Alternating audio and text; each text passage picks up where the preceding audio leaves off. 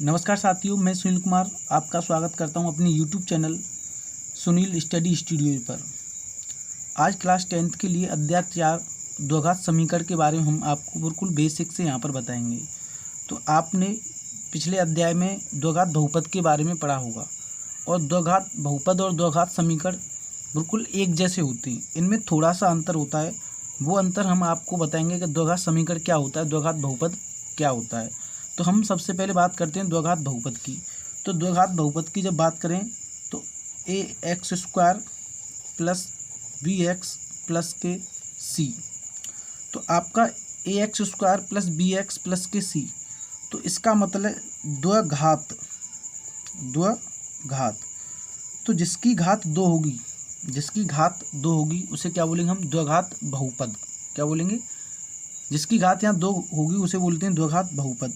अब हम बात करें द्विघात समीकरण की। तो द्विघात समीकरण इसमें क्या होता है कि यहाँ आपको ये भी ध्यान रखना है कि ax² plus bx plus c, और आपको यहाँ ध्यान रखना है कि a के बराबर क्या नहीं होगा, 0 नहीं होगा। a के बराबर क्या नहीं होगा, 0 नहीं होगा। अगर a के बराबर यहाँ 0 हो गया तो आपका ये द्विघात बहुपद नहीं होगा। अगर आपका a का मान अगर यहाँ 0 हो जाता है तो आपका द्विघात बहुपद नहीं होगा। कैसे? कि अगर हम a बराबर यहाँ 0 पुट करते हैं तो 0 गुणा x² प्लस के bx प्लस के c। तो जब 0 का गुणा यहाँ x² में हम करेंगे तो आपका कितना बचेगा, 0 प्लस के bx प्लस के c। तो जब 0 को किसी संख्या में हम जोड़ते हैं तो उसका क्या निकलता है, वही संख्या आपकी आ जाती है, तो bx प्लस के c। तो अगर आप यहाँ देखें तो आपका x की पावर यहाँ कितनी है, 1। तो ये क्या है, द्विघात बहुपद नहीं हुआ, क्योंकि इसकी घात अगर देखें तो x की पावर 1 आ रही है। और द्विघात बहुपद हमारा क्या होता है, द्विघात बहुपद वो होता है जिसकी घात कितनी हो, 2। अगर जिसकी घात 2 होती है उसे क्या बोलते हैं हम, द्विघात बहुपद। और जिसकी घात 1 होती है उसे बोलते हैं हम एक घात, या उसे रेखिक बहुपद भी बोलते हैं हम।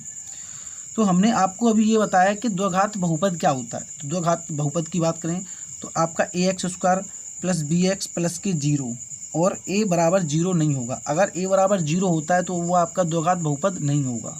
अगर a बराबर 0 होता है तो क्या होता है, वो आपका द्विघात बहुपद नहीं होगा। और a बराबर 0 नहीं होगा तो वो आपका क्या होगा, द्विघात बहुपद है। तो अब हम बात करेंगे, ये तो हो गया आपका द्विघात बहुपद, जिसकी घात 2 होती है उसे बोलते हैं द्विघात बहुपद। अब बात करेंगे हम द्विघात समीकरण, क्योंकि इसमें भी 2 घात आ रहा है और उसमें भी आपका द्विघात समीकरण में भी 2 घात आ रहा है। तो समीकरण की बात करते हैं तो समीकरण में भी क्या होता है कि यही ax² प्लस के bx प्लस c, और उसमें a बराबर 0 भी नहीं होता है। तो जब हम बात करेंगे समीकरण क्या होता है, समीकरण आपका अगर इस द्विघात बहुपद के बराबर हमने 0 मान लिया, अगर ax² plus bx plus c बराबर 0 मान लिया तो ये क्या हो जाएगा, आपका एक समीकरण हो जाएगा। क्या हो जाएगा, यहाँ समीकरण हो जाएगा। अब समीकरण क्या हो गया कि जिस समीकरण में 2 की घात होगी और उसके बराबर 0 होगा तुलना में, अगर यहाँ देखें बराबर में क्या आ रहा है, आपका 0 आ रहा है तुलना में, किसी की तुलना करेंगे तो बराबर 0 लग रहा है। तो कोई भी समीकरण अगर 2 घात है और उसके बराबर 0 लगा हुआ है तो वो आपका क्या है, द्विघात समीकरण है। और यहाँ एक a है, आपका b है और आपका c है। तो ये आपको a b c भी दिखानी है। यहाँ पर क्या है, तो a b c आपकी यहाँ दिखानी है। तो a यहाँ दिखानी है जहाँ a, b, c वास्तविक संख्याएं हैं, वास्तविक संख्याएं हैं। तो द्विघात समीकरण में आपको ax² plus bx plus c बराबर 0 और a का मान 0 नहीं है। और जहां a b c बराबर, जो a b c आपकी जो मान है आपके, वो क्या होंगी, एक वास्तविक संख्या होंगी। a और b और c क्या होंगी, आपकी यहाँ वास्तविक संख्याएं होंगी। ये क्या होती हैं, वास्तविक संख्याएं होती हैं। तो हमने आपको बता दिया कि द्विघात बहुपद क्या होता है और द्विघात समीकरण क्या होता है। तो जब हम इसको आगे करेंगे तो आगे आपको हम बताएंगे कि द्विघात समीकरण होते क्या हैं।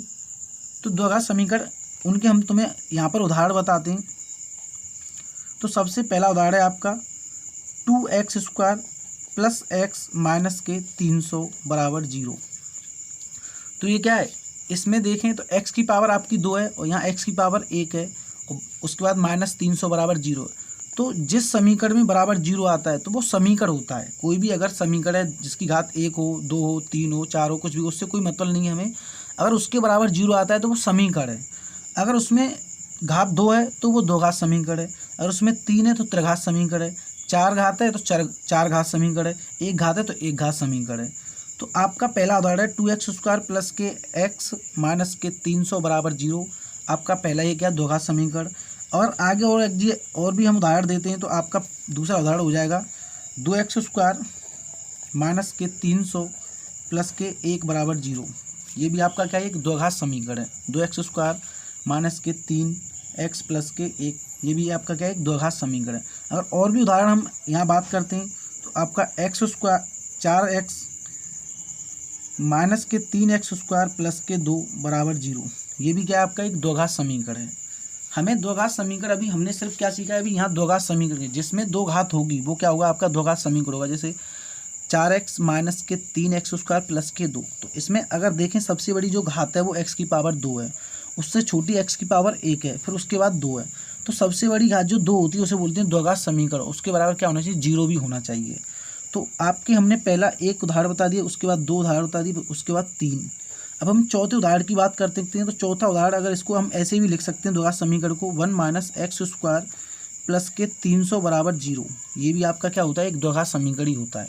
हम अभी ये यहाँ क्या नहीं लिख रहे हैं, हम घातों का ये नहीं देख रहे हैं कौन सी घात पहले आएगी कौन सी घात बाद में आएगी। अभी हमने यहाँ देखा है कि द्विघात समीकरण होते कैसे हैं।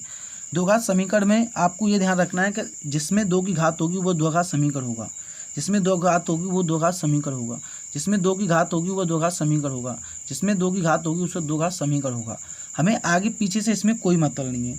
तो अभी हमने यहाँ क्या बताएं कि 2 की घात द्विघात समीकरण बताएं जिनमें x की घात कितनी होगी, 2 घात होगी।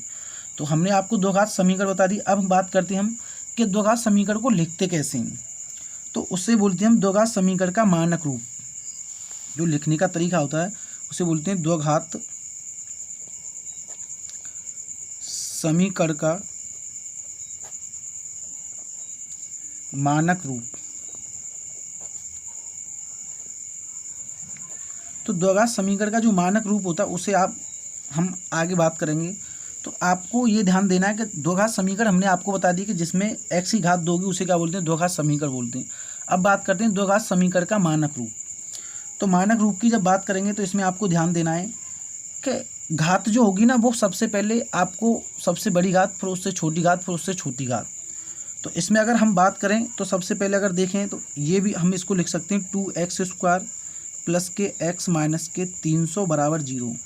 तो ये हमने क्या लिख दिया, ये सबसे पहले क्रम से लिखा है। पहले सबसे बड़ी घात x की जो घात है वो 2 है, फिर उसके बाद x की घात 1 है, फिर x की कोई भी घात नहीं है। तो इसे हम क्या बोलते हैं, द्विघात समीकरण बोलते हैं। क्या बोलते हैं, द्विघात समीकरण का मानक रूप। वैसे ये द्विघात समीकरण है, इसे बोलेंगे द्विघात समीकरण का मानक रूप। तो हमने आपको द्विघात समीकरण पूरा बता दिया कि द्विघात समीकरण होता क्या है, और द्विघात समीकरण के बारे में पूरा समझा दिया कैसे कैसे हम लिखते हैं। अब इसके बाद हम आगे सवालों की बात करते हैं। जो इसके प्रश्नावली 4.1 आपकी जो प्रश्नावली है उसके सवाल दे रखे हैं यहाँ पर। प्रश्नावली 4.1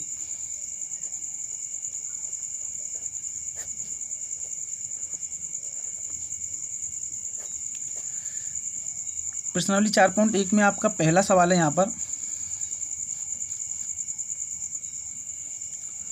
पहला सवाल दे रखा है, जांच कीजिए क्या, यहाँ लिख देते हैं, जांच कीजिए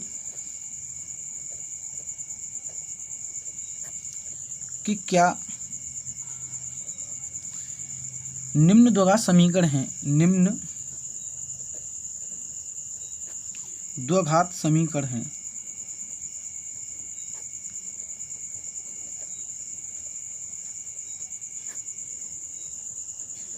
तो आपका प्रश्नावली 4.1 का पहला सवाल है, जांच कीजिए क्या निम्न द्विघात समीकरण हैं। जो आपको नीचे वाले जो समीकरण देंगे आपको उनमें बताना है कौन सा द्विघात समीकरण है और कौन सा द्विघात समीकरण नहीं है। तो आपको यहाँ पहला सवाल दे रखा है